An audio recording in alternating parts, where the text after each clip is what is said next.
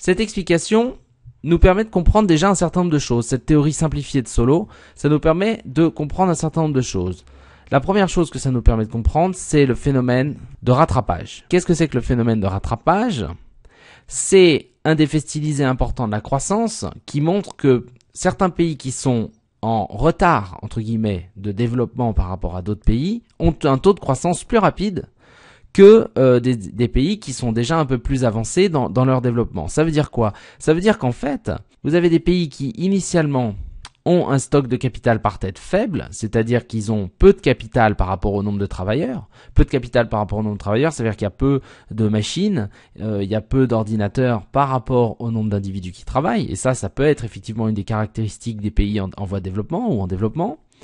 Et donc ce stock de capital par tête qui est faible amène quoi? Amène à, donc on l'a dit, un taux de croissance du capital qui est supérieur au taux de croissance du travail. Donc transitoirement, on a un taux de croissance du capital qui est supérieur au taux naturel. L'économie croît plus vite que le taux naturel. Pourquoi? Eh bien parce que le capital étant plus faible que le travail, enfin le stock de capital par tête étant faible, le capital est très rentable, on accumule beaucoup de capital parce qu'il est rentable, et du coup on a un processus qu'on appelle de rattrapage, c'est-à-dire où on reconstitue, où les pays en développement, ou les pays par exemple après la guerre, après la Seconde Guerre mondiale, c'est un autre exemple, les pays européens, en particulier la France, ont été détruits ou fortement détruits par la guerre, et donc il y a beaucoup de capital à reconstituer.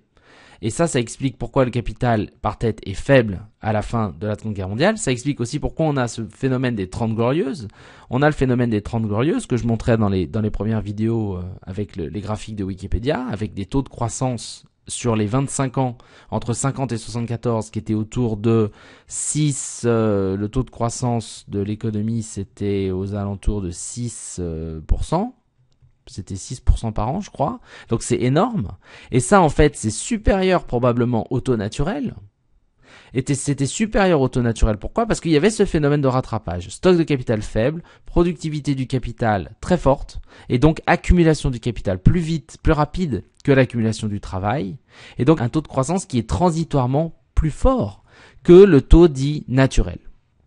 Et au bout d'un moment, une fois que le stock de capital atteint un certain niveau, ce niveau, c'est K étoile, c'est le stock de capital par tête de croissance équilibrée, et bien une fois qu'on a atteint ce niveau-là, le capital n'est plus si rentable par rapport au travail et on retrouve un stock de capital qui augmente, donc un taux de croissance du capital qui augmente aussi vite que le taux de croissance du travail.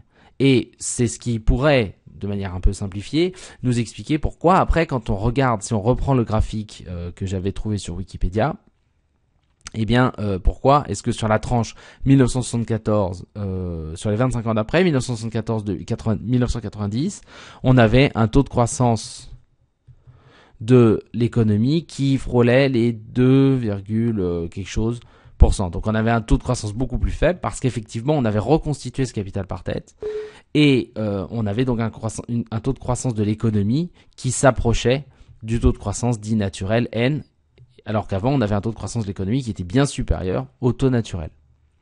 Donc cette théorie nous permet d'expliquer ce phénomène de rattrapage. Donc, à la fin du processus de rattrapage, le capital par tête n'augmente plus, c'est-à-dire que le capital augmente aussi vite que le travail au taux N.